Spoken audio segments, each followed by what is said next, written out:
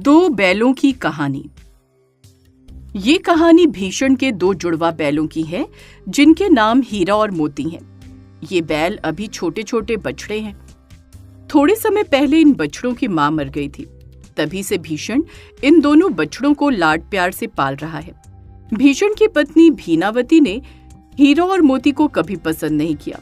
वहीं भीषण को दोनों के साथ अद्भुत प्रेम और स्नेह है।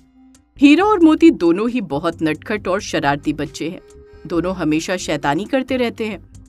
उनकी इन्हीं शैतानियों को देखकर भीषण बहुत खुश होता है और आनंद लेता है। वहीं भीनावती बहुत गुस्सा करती है। हाय राम, हीरा और मोती, तुम दोनों करम जलों ने ये क्या कर दिया? मेरी सारी मेहनत को मिट्टी में मिला दिया। अरे भीनावती, क्यों इन दोनों नटखट बच्चों पर गुस्सा कर रही हो? क्या हुआ है? आओ देखो तुम्हारे नटखट बच्चों ने क्या किया है। मैंने चारे के ढेर लगा कर रखे थे और इन्होंने अपने सींगों पर उछाल उछाल कर सारे ढेर गिरा दिए हैं। अरे भीनावती, गुस्सा क्यों करती हो फालतू में? बच्चे हैं, ये शरारत नहीं करेंगे तो फिर कौन करेगा? और वैसे भी मुझे इनकी शरारतें और नटखटपन देखकर बहुत ही मजा आता है। देखो तो कितने अच्छे लग रहे हैं दोनों एक दूसरे के साथ खेलते हुए। दिल को सुकून मिलता है इन्हें देखकर।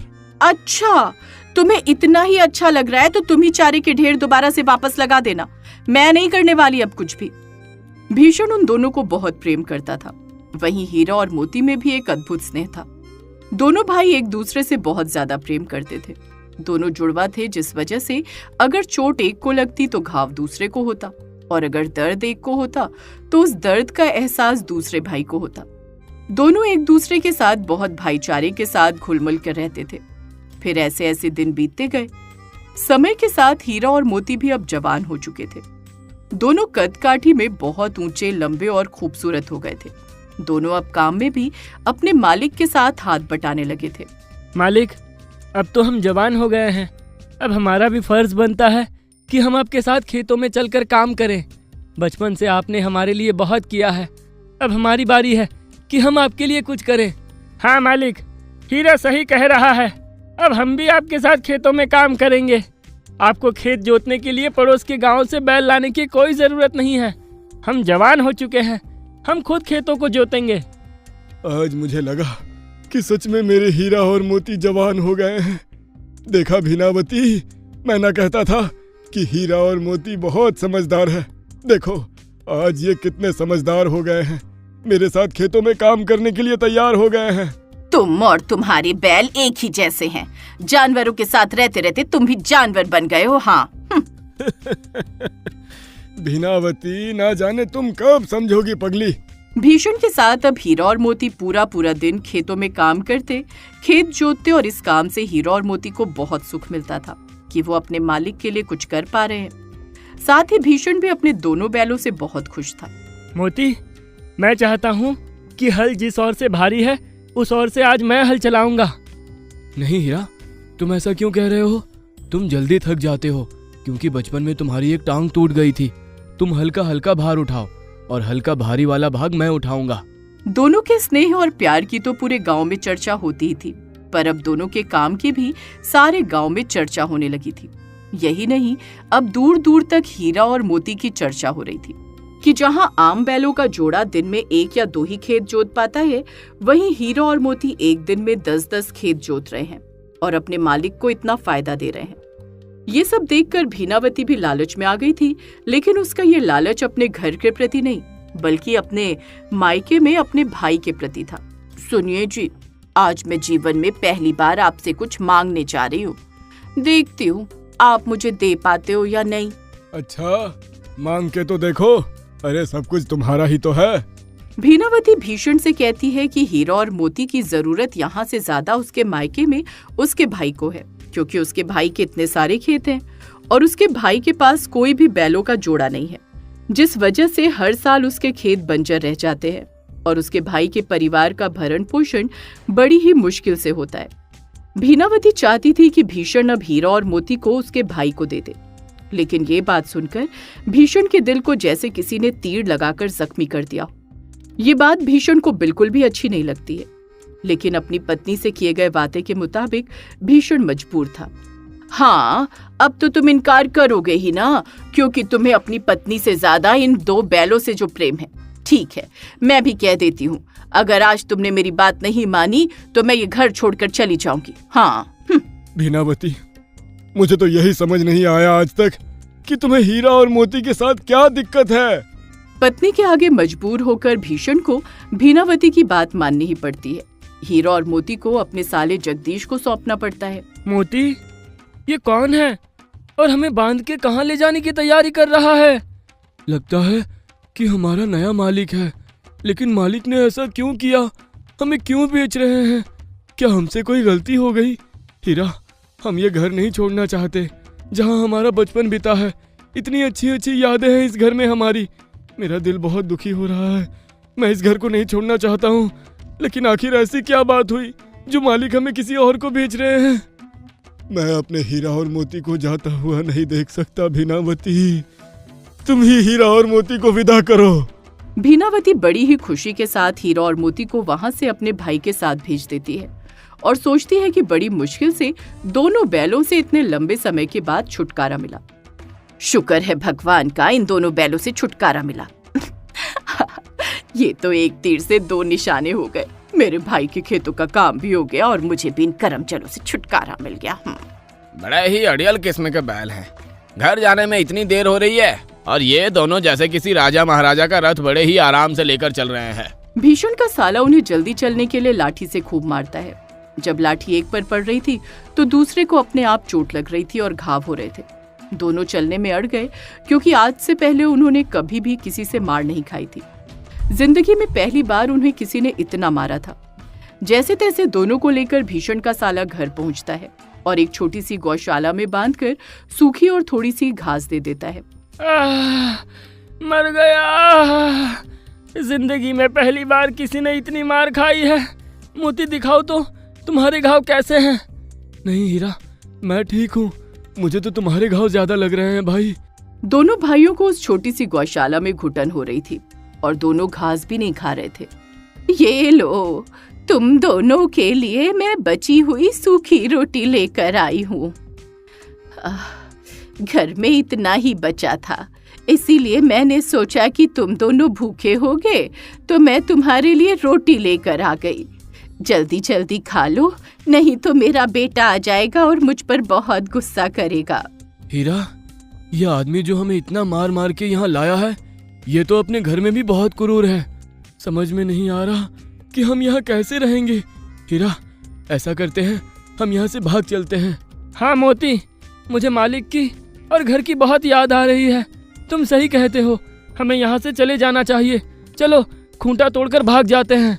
हीरा और मोती खूंटे से रस्सी तोड़कर रात में भागकर अपने घर आ जाते हैं।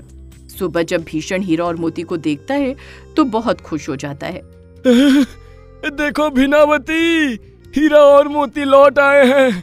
अरे, ये दोनों मेरे वफादार बैल हैं। ये मेरे बिना नहीं रह सकते, न ही मैं इनके बिना रह सकता हूँ। तुम इस बात को क्यों नहीं समझती हो? तुम क्या चाहते हो? मेरे भाई के खेत बंजर रहें? हमारा तो गुजारा जैसे तैसे फिर भी चल पड़ता है। हम खाने वाले सिर्फ 2 जने हैं। मेरे भाई को देखो, कितना बड़ा परिवार है। वो सारे भूखे मर रहे हैं। जमीन पूरी बंजर पड़ी हुई है। मैं कह देती हूँ, इन बैलों को वापस मेरे भाई के साथ भेजो। मैं अभी अपने भाई को बुला रही हूँ। पत्नी के आगे मजबूर भीषण हीरा और मोती को फिर से जगदीश के साथ भेज देता है। लेकिन इस बार हीरा और मोती ने सोच लिया था कि वो अब भागेंगे तो अपने मालिक के पास वापस लौटकर नहीं आएंगे, क्योंकि अगर वो लौट कर आए तो दोबारा फिर से उनके मालिक उन्हें इस क्रूर इंसान के साथ भेज देंगे। इसलिए दोनों ने सोच लिया था कि वो भागकर कहीं दूर चले जाएंगे। हीरा, मुझे तो बहुत गुस्सा आ रहा है। मुझे इस क्रूर इंसान के साथ जाने का बिल्कुल भी मन नहीं है। मेरा मन कर रहा है इसे अपने सींगों से उठाकर पटक के नीचे जमीन पर गिराकर मार डालूं। नहीं मोती, हम ऐसा नहीं कर सकते। ये है तो हमारे मालिक का साला, और इसे मारकर हम इंसानों जैसा गलत नहीं कर सकते। हमें इससे छुटकारा पाने के लिए कोई दूसरा रास्ता देखना पड़ेगा। जगदीश हीरा और मोती को जैसे तैसे लेकर घर पहुंचा। इस बार उन्हें एक मजबूत मोटी रस्सी के साथ बांध देता है, जिससे कि हीरा और मोती भाग न सके। भाई देख तो, कितनी मजबूत रस्सी से बांधा है हमें। अब हम यहाँ से कैसे भागेंगे? इतनी मजबूत रस्सी को हम नहीं तोड़ पाएंगे। हाँ हीरा, तू सही कह रहा है। अब तो भगवान ही हमारी मदद कर सकते हैं। तभी रात में छुपते छुपाते जगदीश की माँ हीरा और मोती के पास रोटी लेकर आती है और उन्हें पुचकारती हुई कहती है, खा लो मेरे बच्चों, जल्दी से रोटी खा लो। मैं जानती हूँ मेरा बेटा तुम पर बहुत अत्याचार कर रहा है। तुम यहाँ से भाग गए थे ना, तो इसलिए उसने तुम्हें मोटी रस्सी से बांध दिया है ताकि तुम दोबारा भाग न सको। अब वो तुम्हें नकेल डालने की बात कर रहा है। तुम भाग जाओ यहाँ से, भाग जाओ, मैं तुम्हारी रस्सी खोल देती हूँ। लेकिन माताजी, आप मुसीबत में पड़ जाएंगी। आपका बेटा समझ जाएगा कि आपने ही हमें खोलकर यहाँ से भगा दिया है। हम आपको मुसीबत में डालकर यहाँ से भागना नहीं चाहते। हाँ माताजी, हमारे जाने के बाद आपका बेटा आपके साथ ना जाने क्या करेगा।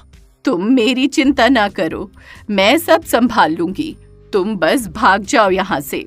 हीरा और मोती दोनों वहाँ से बहुत दूर भाग जाते हैं। जब इस बात की खबर भीषण को लगती है कि हीरा और मोती वहाँ से फिर से भाग गए हैं और वो लौटकर घर नहीं आए हैं, तो भीषण हीरा और मोती के लिए बहुत परेशान होता है। उनके वापस ना लौटने पर वो बहुत बीमार पड़ जाता है।